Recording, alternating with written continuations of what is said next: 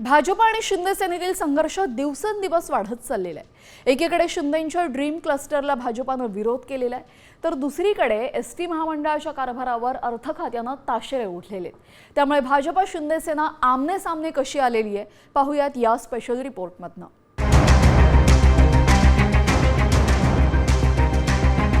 राज्यात महायुतीचं सरकार असलं आणि वरवर सर्व काही आलबेल असल्याचा दावा केला जात असला तरी प्रत्यक्षात मात्र भाजप आणि शिंदे सेनेमधला अंतर्गत संघर्ष आता दिवसेंदिवस वाढताना दिसतोय। वेगवेगळ्या धोरणात्मक आणि प्रशासकीय मुद्द्यांवरून हे दोन्ही प्रमुख सत्ताधारी पक्ष थेट आमने सामने उभे ठाकलेत। संघर्षाची पहिली ठिणगी पडली आहे ती एसटी महामंडळाच्या आर्थिक आणि प्रशासकीय कारभारावरून। पत्र पाठवत अर्थ विभागानं महामंडळाच्या कारभारावर ताशेरे ओढले असून 450 कोटींच्या सवलत मूल्याचं ऑडिट न केल्यानं निधीला ब्रेक लावलाय। इतकंच नाही तर एसटी महामंडळाच्या अधिकाऱ्यांना अर्थ खात्यानं चांगलंच सुनावलंय।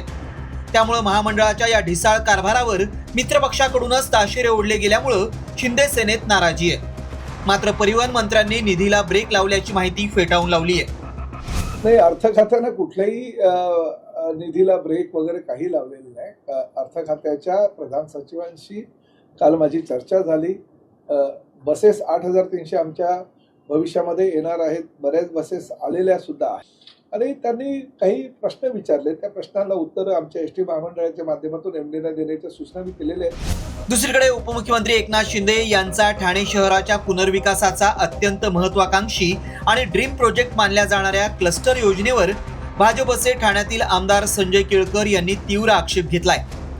नागरिकांना क्लस्टरमध्ये जायचं नसेल तर त्यांच्यावर सक्ती कशासाठी असा सवाल महसूल मंत्र्यांसोबत झालेल्या बैठकीत केळकरांनी उपस्थित केलाय। त्यामुळे ठाण्यात पुन्हा शिंदे सेना विरुद्ध भाजप संघर्ष पेटलाय। ही योजना चांगली असते परंतु ते बिघडवण्याचं काम काही मंडळी करतात। जबरदस्तीचं तुम्ही अधिकृत इमारतीला घेऊ शकत नाही, कारण शुद्धीपत्रक काढलेलं आहे, त्या शुद्धीपत्रकामध्ये स्पष्ट म्हटलेलं आहे किंवा SRAची जी प्रक्रिया सुरू असलेले प्रकल्प आहेत त्यांना काढू शकत नाही, अधिकृत त्यांना ऐच्छिक ठेवू शकता तुम्ही। परंतु जोर जबरदस्ती जर बिल्डरला आधीच त्याला ते एक अलॉटमेंट करणं तर लोकांचा विश्वास नाही। तर दुसरीकडे पुणे महापालिकेत भाजपची सत्ता आहे, मात्र शिक्षण मंडळात भोंगळ कारभार सुरू असल्याचा आरोप करत शिंदे सेनेनं भाजप विरोधात दंड थोपटले असून थेट कचरा टाकून आंदोलन केलं। फाईल जर गायब केली, आम्ही 2 ते 2.5 फुटेज मागवले आणि त्याचबरोबर जो काय फुटेज मध्ये येईल 2 वाजता फाईल 7 तारखेला नोट होते आणि 20 मिनिटात कशी काय फाईल गायब होते ह्याचा बी विचार केला पाहिजे। ह्याच्या मागे कोणाचा हात आहे? जोपर्यंत ह्याचा ठोस निर्णय होत नाही, जोपर्यंत ह्याचा गुन्हा दाखल होत नाही आणि फुटेज मिळत नाही तोपर्यंत आमचं आंदोलन तसंच चालू राहील। एका बाजूला सत्तेत एकत्र असले तरी दुसरीकडे आर्थिक धोरणं, स्थानिक पातळीवरील विकास प्रकल्प आणि प्रशासकीय निर्णयांवरून भाजप आणि शिंदे सेना वारंवार आमने सामने येत असताना दिसतात। त्यात आता मराठा आंदोलक जरांगे पाटील यांनी 29 ऑगस्टला पुन्हा उपोषणाची हाक दिली आहे।